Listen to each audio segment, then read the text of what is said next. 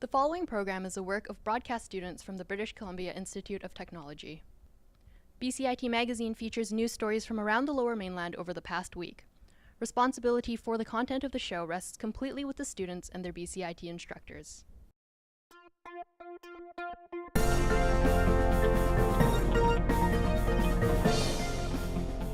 Today on BCIT Magazine, the Rio Theatre is in dire straits thanks to a Prohibition-era liquor law. Vancouver Police Department cut the ribbon on 2 new state-of-the-art facilities. And we go in-depth on the cheap eats with Dine-Out Vancouver.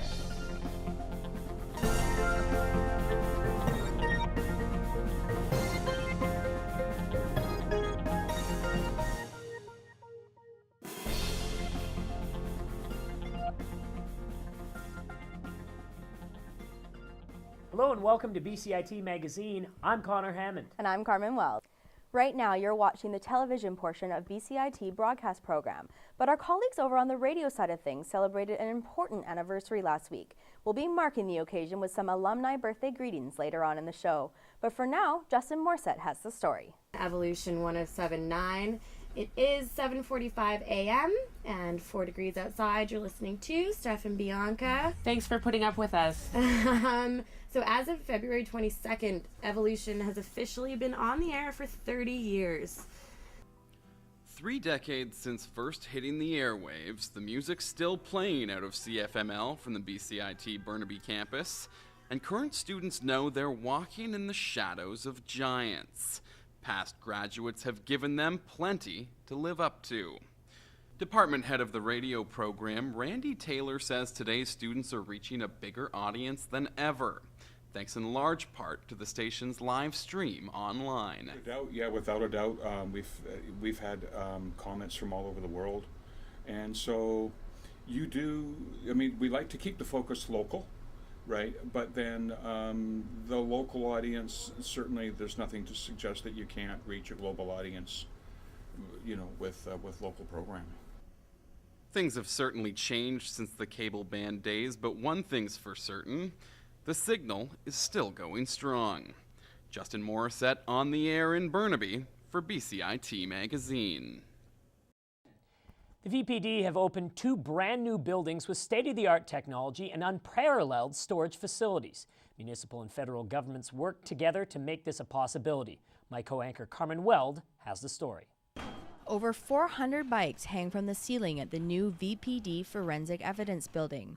These bikes, along with all seized evidence, will be stored securely at this new venue. And all were on hand for the big reveal. These people have come together from the city, the province, and the Government of Canada to make sure that we have the greatest facilities for securing our evidence and properly storing items that need to be kept for many, many years.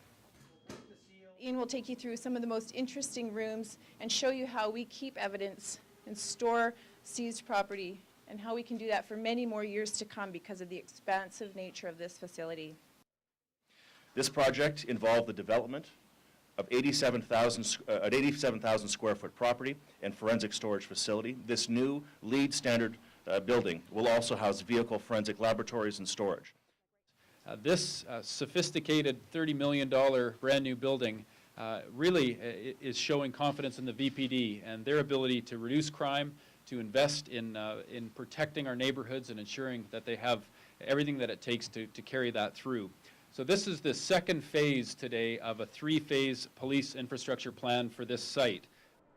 The buildings are ready and the ribbons are cut for a new VPD era. Carmen Weld in Vancouver for BCIT Magazine. Okay. Thank you.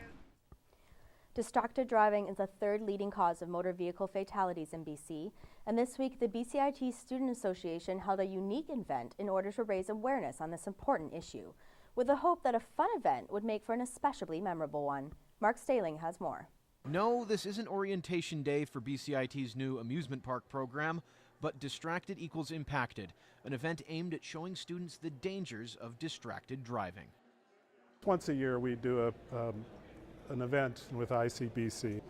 Well, the big thing that they're working on now, the big campaign, is distracted driving. We want to catch people's attention. So that's what we're just trying to do, trying to show people different ways and how easy it is to stay focused and not distracted. Popcorn was served as students watched videos from ICBC's distracted driving campaign, including this contest winner. Your driving environment can change in seconds. A little one can run out in front of you, somebody can make a lane change suddenly that you're not expecting, and if you're focused on something else just for a second or two, you can't make the evasive maneuver that you might need to. So, the biggest thing is give it your full attention all the time and give it the attention it deserves. The big hit of the day wasn't the bumper cars, but DriveWise's virtual simulator. So what we're doing is we're trying to show them things that they don't realize about their driving. While they might be a good driver, maybe they don't realize that when they're on their phone, they're slowing down. Maybe they're weaving a bit in their lane. And so that's what we're trying to showcase today, is that even though you might be a good driver, maybe you've never been in a crash, you've never driven behind yourself, so you don't know what you're doing. You're weaving, slowing down, that sort of thing. So I think what it is people are in that mindset that everyone's in a rush. You hear that a lot. Everyone's in a rush these days. Well, we're not actually in a rush. We just feel like that. We get things so quick nowadays that we just feel like we want everything now. And so we get that rush feeling when we're really no more in a rush than we were 20 years ago. Organizers hope this helps change people's driving habits when they're on the roads for real. Mark Staling in Burnaby for BCIT Magazine. Last week, a hike in postal rates increased how much it would cost to send a letter in Canada as well as internationally. I took to the streets to see if people are truly affected by this move. Couriers might see lightened loads in 2012 as a 2 to 5 cent increase is being placed on letters being sent via Canada Post. But even with these increased rates, is there a general concern from people in this day and age of email and online banking? Well, it's just one more thing that's going up, and I know times are tough right now, and it's just one more expense that we have to pay, and it's always a drag when we have to pay more money.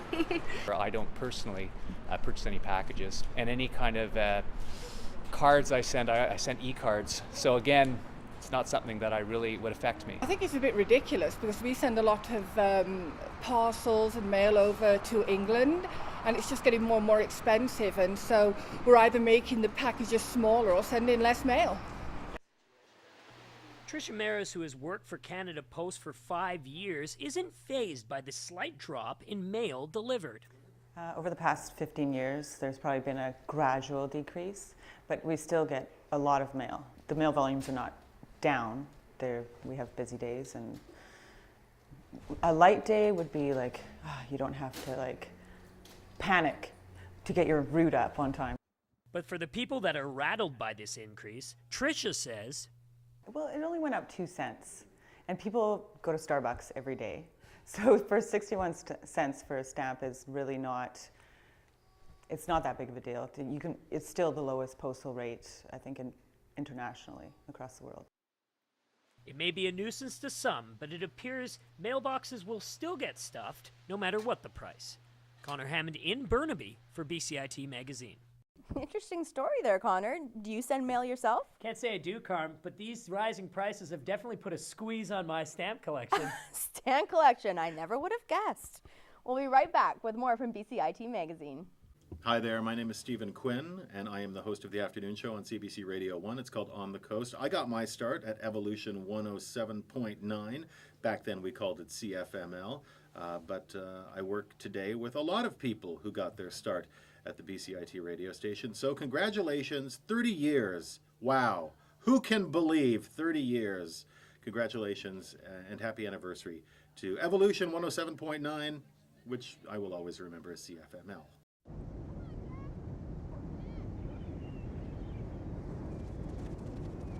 This is me. And my mom and dad. And my big brother Alex. And Jack.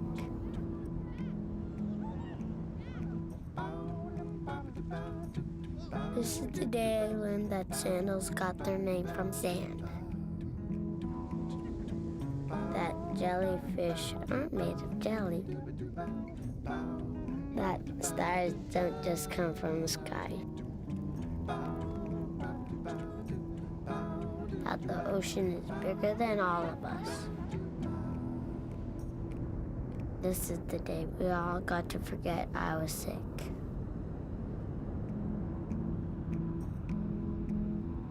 This was my wish.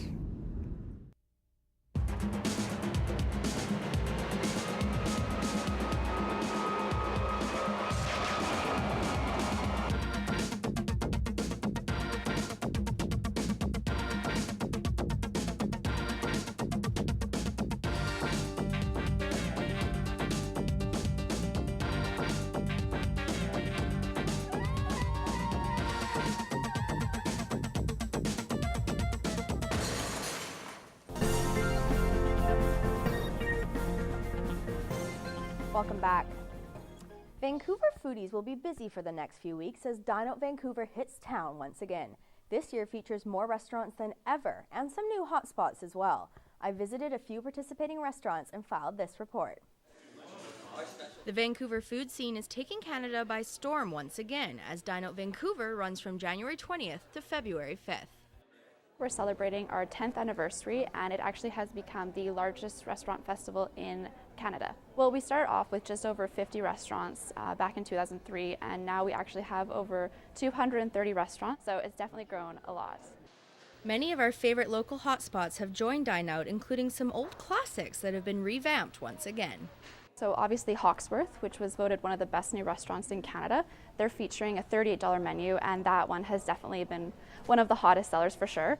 You'll see ingredients on this dine-out menu that you've never seen before and used in ways that are really, really special. And I think we highlight what is best about not only Vancouver, but Canadian cuisine as a whole. What's really great about Dine-Out is that it brings an incredible amount of vitality to our industry in a time when traditionally people are quite slow. So we're pumping through at least 200 to 250 people a night. It's great. And of course, for the more frugal diners, there are fabulous local menus for every budget. And then we also have Save on Meats, which recently opened with a new renovation, and that's at $18 as well. It's really a great way for people who haven't been in Save On before to see exactly what we do, and the fact that everything's made from scratch, it's really exciting for people. The smoked turkey pot pie, which is on the menu, is something that we had featured on Diners, Drive-Ins and Dives recently, so that's become a bit of a signature item. Whether dropping $18, $28, or $38 on a dine-out menu, these Vancouver chefs promise to deliver the best local eats for the price in town. Carmen Weld in Vancouver for BCIT Magazine. A new addition to Dine-Out this year is Street Food City, where the best food trucks in Vancouver set up shop downtown to share their tasty creations. Mark Staling braved the rain to check out the city's finest roving restaurants. Not even one of the wettest, coldest days of the year could hold back hungry Vancouverites this week as Street Food City took over the north lawn of the art gallery. Well, we're really happy that street food can be included in Dine-Out Vancouver. The food carts, which clearly struggle in the winter because of the rain, need a little bit of boost and a little bit of promotion, and we need people to remember that we're out here doing our thing every day. The trucks offer so much more than just hot dogs and smokies, but restaurant-quality cuisine from around the world, even authentic Indian, including seasoned meats with freshly baked naan bread. And despite the nasty weather, attendees had a great time enjoying the plethora of tasty options. I think it's fantastic. I don't live here, but coming here to visit, I've been down to Portland where they've got food trucks, and it's just great. I'd like to see more of it. It's nice working in the area, especially because there's so much variety. I mean, you can come here and get a taco, you can come here and get a chicken sandwich or even a grilled cheese sandwich. The variety makes it really hard to choose. You're going to need longer in your lunch break to pick which one you're going to eat.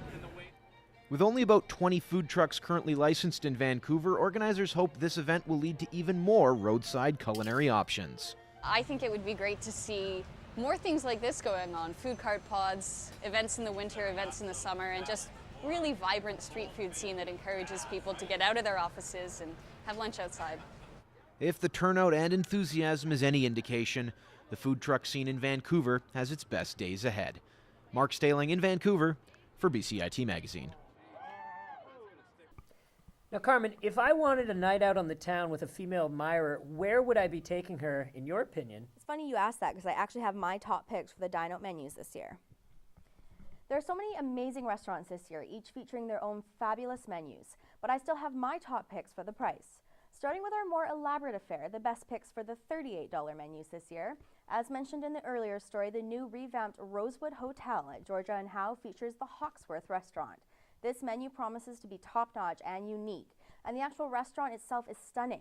Crystal chandeliers, modern decor, and a fabulous wine selection.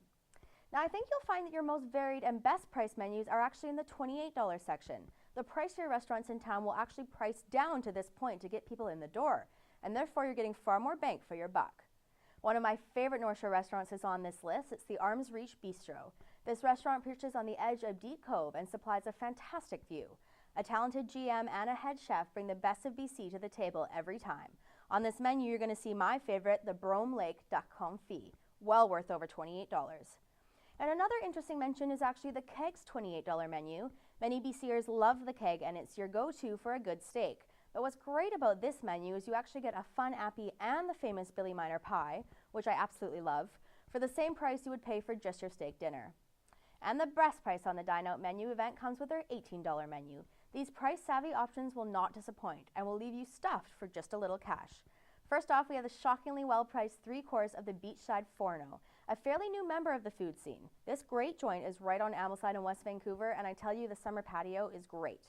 For $18, you can get a 3-course menu actually featuring a homemade Parmesan gnocchi. So go out and celebrate, enjoy Vancouver's fabulous and world-class restaurants in a fun 3-course way that's sure to impress. Great suggestions, Carm.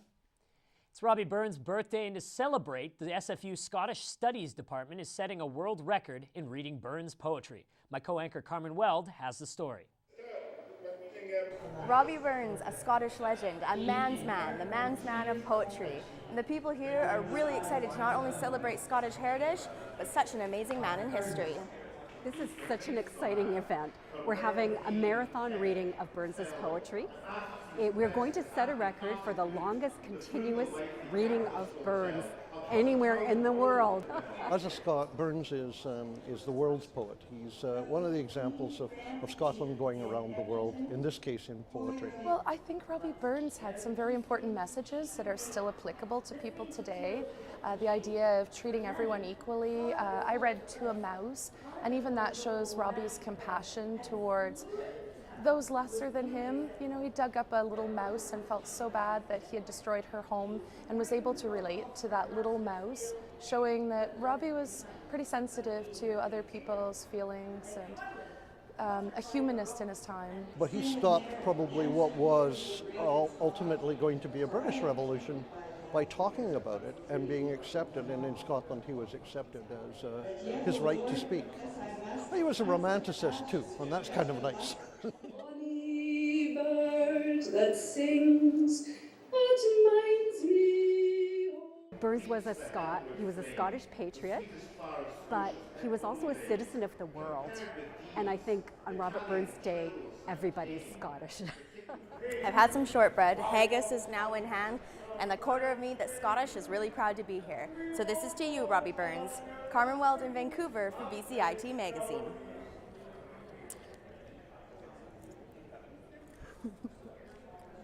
Now, that haggis looked interesting, Carmen, but the key question is, how did it taste? Let's just say I don't expect to see it on any Dine-Out menus soon. All right, we'll be right back with more BCIT Magazine after the break.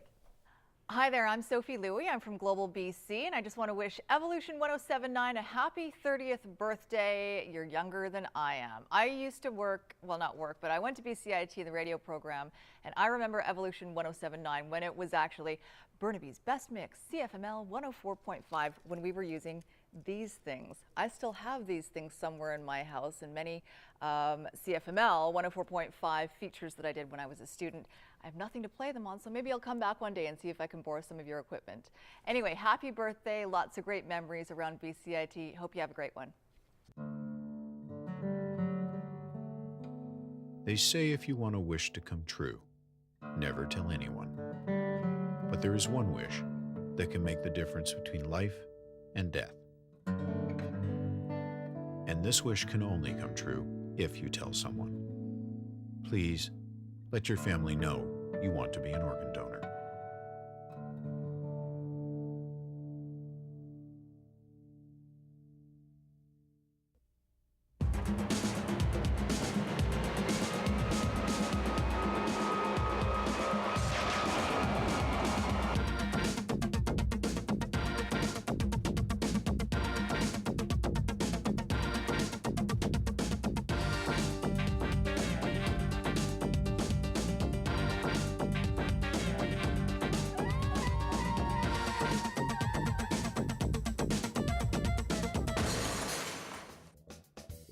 I'm Justin Morissette with the BCIT Magazine Community Calendar.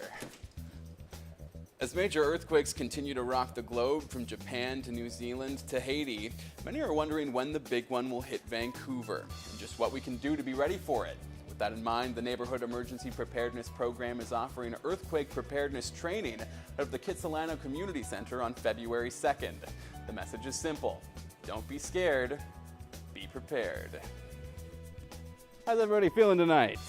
The Ultimate Comedy Show is coming to Burnaby's Shadbolt Center for the Performing Arts on Friday, February 3rd, featuring a mix of sketch, improv, and stand-up. It promises to offer something for the comedy nerd in all of us. After all, they don't call it the Ultimate Comedy Show for nothing, do they? Huh? Ladies, am I right? This guy knows what I'm talking about. Looking to find inner peace in 2012? Vancouver's Talopa Buddhist Center wants to show you the way. With a half-day seminar on meditation on Saturday, February 4th, the course offers guided meditation to learn the techniques and teaches how to apply meditation to alleviate the stresses of day-to-day problems. For the BCIT Magazine Community Calendar, I'm Justin Morissette. Welcome back. A loud gunshot has been heard echoing out of Stanley Park at 9 o'clock at night for, the past 114 years. I made a trip out there to investigate. Stanley Park is renowned as a beautiful backdrop cherished by both foreigners and residents of Vancouver. Park caretaker David Wayne has performed many of the daily tasks that come with 18 years of being in charge of this 1,000-acre workplace. A definite top spot for him is the 9 o'clock gun, and he's not the only warm-blooded male that has a fondness for this Stanley Park staple. Guys used to bring their girls, and this is a true story, it really did happen, and they'd come walking by here in the old days. Women are way more smarter now, but they'd walk by in the old days here, and the gun would go off, and they'd make it they're coming by at 9, the girl would jump in the guy's arms.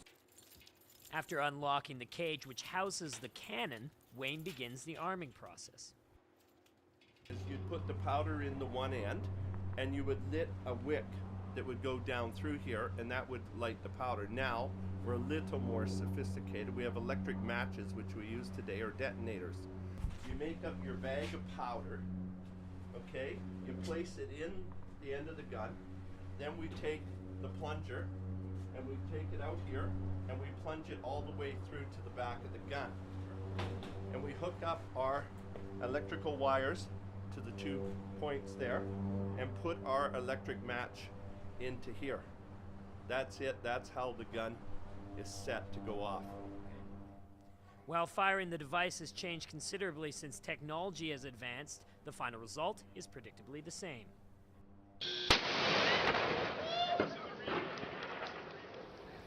Conor Hammond in Stanley Park for BCIT Magazine. And East Vancouver Theatre lost a key element of their business this week due to an archaic government liquor law. My co-anchor Conor Hammond has the story. The Rio Theatre, which opened its doors to the public 75 years ago, will be taking a hit financially due to an aging liquor law. This outdated regulation, which prevents movies being shown when alcohol is served, has many locals perplexed. Kind of backwards, because you can go to a hockey game, you can go to this football game, buy booze, beer, and drinking amongst minors and stuff there as well. It doesn't make any sense why you can't have a beer or two at a movie theater and watch a movie. They should be allowed to have the license and still have movies. It shouldn't affect, I don't think it should affect their business like this. I feel like going to the theater and watching a good movie and relaxing and with my girlfriend, and I'm sort of uptight why I can't have a sociable drink while I'm watching the theater. Rio owner Corinne Lee says that the theater's request is very simple. It just seems like this is, damned if I do, damned if I don't. We're just trying to be a multimedia venue. We want to work within the regulations. All we're asking is to be able to show movies without alcohol. However, the Rio Theatre staff are not alone in their opposition of these liquor laws. Vancouver City Councillor Heather Deal plans to introduce a motion for the government to update these laws. She says the current ones in place are very damaging for cultural-oriented businesses like the Rio. She just speaks for the common person, and it's common sense. Until this motion is passed, the concessions will continue to be closed at the Rio Theatre. Conor Hammond in Vancouver for BCIT Magazine. With more on this issue, we're joined live at the desk by BCIT Magazine producer Justin Morissette with today's editorial comment. Justin. Thanks, Conor. It's Thursday night and friends are coming over. It's movie night, and tonight you're watching a cult classic. Eventually, this happens. It's inevitable.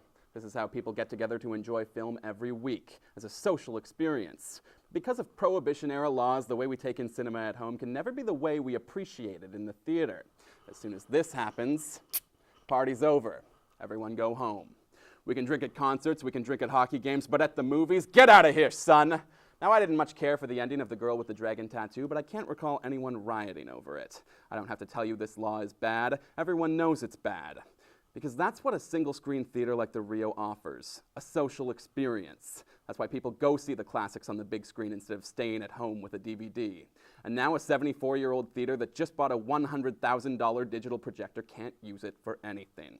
Their final film this past Sunday was Network. And that's no coincidence, because change doesn't happen by accident, friends. You've got to get mad! If you don't want to live by a dead man's morals obeying the laws of the long since deceased, then get up! If you want to buy cheese from the same place you get your wine, if you want to enjoy a White Russian while you watch The Big Lebowski in the theater, if you want to get out from under this cartel that calls itself a liquor board, then get up out of your chair, get up now and go to the window. Open it and stick your head out and yell, "I'm as mad as hell, and I'm not going to take this anymore." And when you're done there, march on down to City Hall and keep yelling. Yell until someone will listen to you. And if they tell you that bureaucratic processes like this take time, then yell again! Because we don't want antiquated laws repealed in a year. We want them out now. Change doesn't have to take years. Change can be immediate if you demand it. Because you and I, we can wait. But the Rio can't. It would be a shame to lose a cultural landmark in this city because of a little bureaucratic red tape. From the editor's desk, I'm Justin Morissette. If you have any questions or comments regarding this program, please visit us online at bcitbroadcastnews.ca or bcit-broadcast.com. I'm Conor Hammond. And I'm Carmen Weld, and this was our last time on the desk today, so thanks for watching BCIT Magazine.